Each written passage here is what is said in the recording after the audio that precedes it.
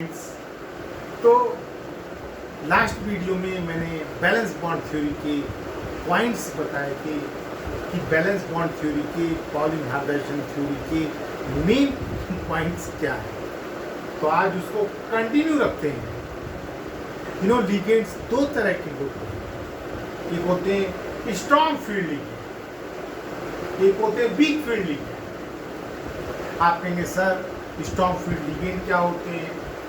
Cn minus, CO, NO, NH3 etcetera, ये strong field ligand कहलाता है।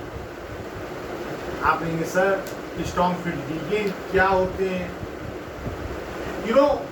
जिन लिगेंड की प्रेजेंस में मेटल के d ऑर्बिटल में इलेक्ट्रॉनों की पेयरिंग हो जाती है अगेंस्ट द होम रूल, उनको हम स्ट्रॉन्ग फील्ड लिगेंड कहते हैं।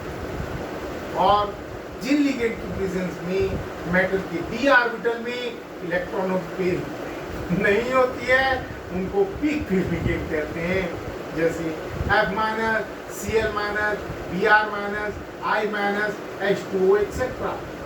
ठीक है भाई।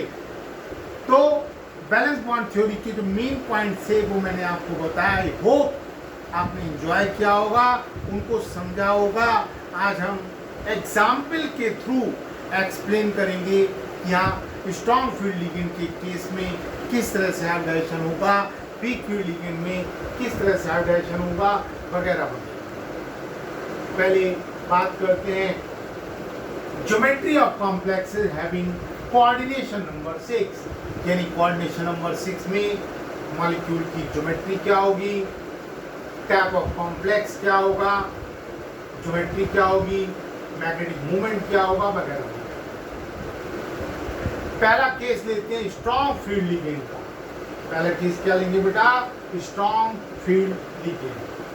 आप कहेंगे सर स्ट्रॉन्ग फील्ड लिगेंड में आप क्या एग्जाम्पल लेने जा रहे हैं, कैसे मैं आपको एक्सप्लेन करेंगे? तो मेरा बेस्ट एग्जाम्पल है K4FeCN6, माय फेवरेट कॉम्प्लेक्स। जैसा कि मैं अपने लेक्चर्स में बताता हूँ बच्चों को कि मेरा फेवरेट कॉम्प्लेक्स कौन है, potassium ferrocyanide K4FeCN6।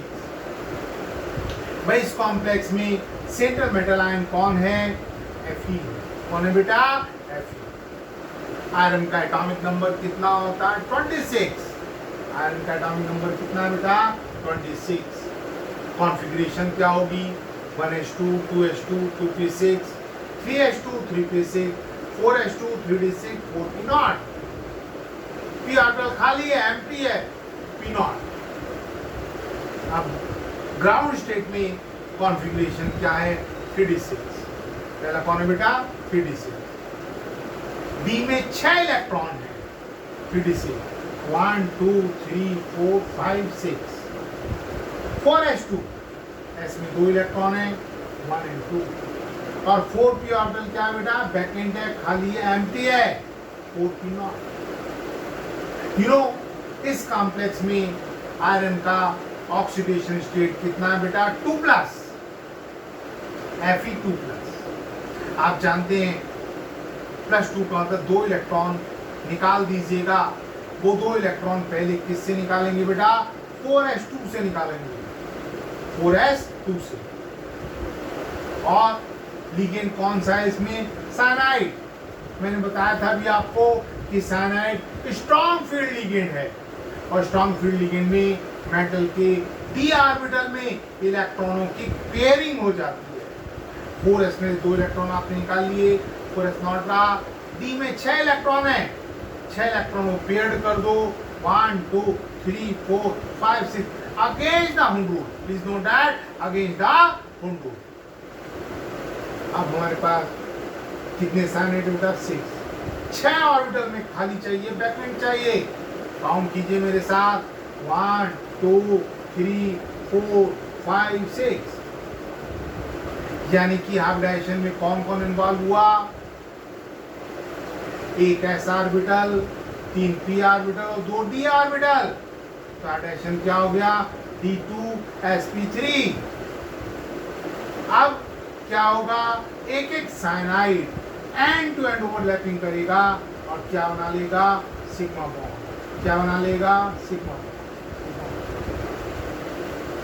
You know diagram में मैंने ये जो इलेक्ट्रॉन दिखाए ये मेटल के इलेक्ट्रॉन हैं, और ये जो क्रॉस से इलेक्ट्रॉन दिखाए ये लीगेंड के इलेक्ट्रॉन है। दोनों में डिफरेंशिएट करने को, ताकि आपको पता लग पाए यहाँ सर ये मेटल के इलेक्ट्रॉन है, ये लीगेंड के इलेक्ट्रॉन है, तो ये मेटल के इलेक्ट्रॉन है और ये वाले लीगेंड के इलेक्ट्रॉन है। तो आप डायरेक्शन क्या हुआ बेटा, D2sp3। अरे बोलो।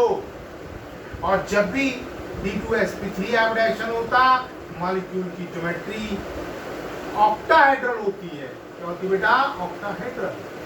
ऑक्टाहेड्रल का मतलब एक स्क्वायर प्लेन बनाओ, एक साइनाइड ऊपर और एक साइनाइड नीचे, तो एक साइनाइड ऊपर एक साइनाइड नीचे और 4 साइनाइड आपके स्क्वायर के कॉर्नर्स पर हैं। ज्योमेट्री क्या होगी बेटा, ऑक्टाहेड्रल हो गई। अरे बोलो। और K4Fe6 आयनाइज होने के बाद 4K+ देगा और फेरोसाइनाइड आयन देगा, इस पर चार्ज 4-। तो 4K+ आपने बाहर लिखा और इस पर 4- लगाया, यानी ये ज्योमेट्री किसकी होगी बेटा, फेरोसाइनाइड आयन की हुई। और फेरोसाइनाइड ज्योमेट्री क्या हुई, ऑक्टाहेड्रल। तो this is octahedral geometry of ferrocyanide ion. इसको क्या कहेंगे बेटा, ऑक्टाहेड्रल।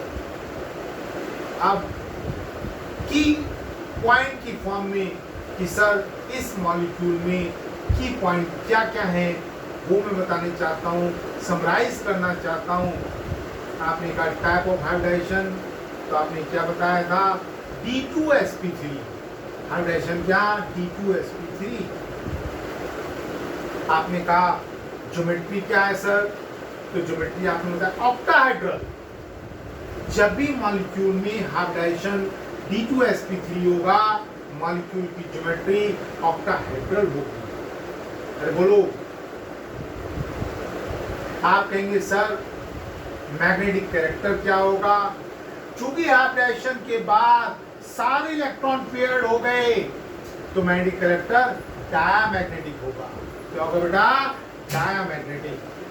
तो पहले ही मैंने बता रखा है कि हाइब्रिडाइजेशन के बाद अगर किसी ऑर्बिटल में अनपेयर्ड इलेक्ट्रॉन हो तो मैग्नेटिक कैरेक्टर पैरामैग्नेटिक होता है, और अगर सारे इलेक्ट्रॉन पेयर्ड हो जाएं तो मैग्नेटिक कैरेक्टर डायामैग्नेटिक होता है। तो मैग्नेटिक कैरेक्टर क्या होता है बेटा, डायामैग्नेटिक।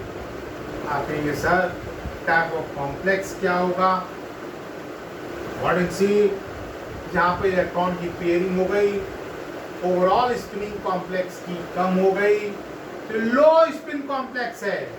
कैसा कॉम्प्लेक्स है बेटा, लो स्पिन कॉम्प्लेक्स। लो स्पिन कॉम्प्लेक्स को हम इनर कॉम्प्लेक्स भी कहते हैं। क्या कहते हैं बेटा, इनर कॉम्प्लेक्स। तो चाहे आप लो स्पिन कॉम्प्लेक्स कह दो, चाहे इनर कॉम्प्लेक्स कह दो, एक ही बात है, प्लीज नोट करो। और इनर कॉम्प्लेक्स आपने क्यों कहा, क्योंकि हाइब्रिडाइजेशन में 3D ऑर्बिटल पार्टिसिपेट कर रहा है, 3D ऑर्बिटल भाग ले रहा है, इसीलिए इसको इनर कॉम्प्लेक्स कहा। मैंने बताया था बैलेंस बॉन्ड थ्योरी पॉइंट में कि हाइब्रिडाइजेशन में दोनों d ऑर्बिटल पार्टिसिपेट कर सकते हैं। 3D ऑर्बिटल को हम इनर कॉम्प्लेक्स कहते हैं या फिर लो स्पिन कॉम्प्लेक्स कहते हैं। जैसा कि मैंने बताया इस एग्जाम्पल में इसका ज्योमेट्री ऑक्टाहेड्रल ज्योमेट्री है, हाइब्रिडाइजेशन D2sp3 है वगैरह। ठीक है बच्चों, तो आई थिंक ये K4Fe6 का एग्जाम्पल देकर के मैंने जो एक्सप्लेन किया, स्ट्रॉन्ग फील्ड लिगेंड का हाइब्रिडाइजेशन आपके समझ में आया होगा, पूरी तरीके समझ में आया होगा, मॉलिक्यूल की ज्योमेट्री समझ में आई होगी, टाइप ऑफ कॉम्प्लेक्स समझ में आया होगा, मैग्नेटिक कैरेक्टर समझ में आया होगा, ज्योमेट्री समझ में आई होगी, टाइप ऑफ हाइब्रिडाइजेशन समझ में आया होगा। मेरे ख्याल से सब आपने एंजॉय किया होगा स्ट्रॉन्ग फील्ड लिगेंड की एग्जाम्पल में। अब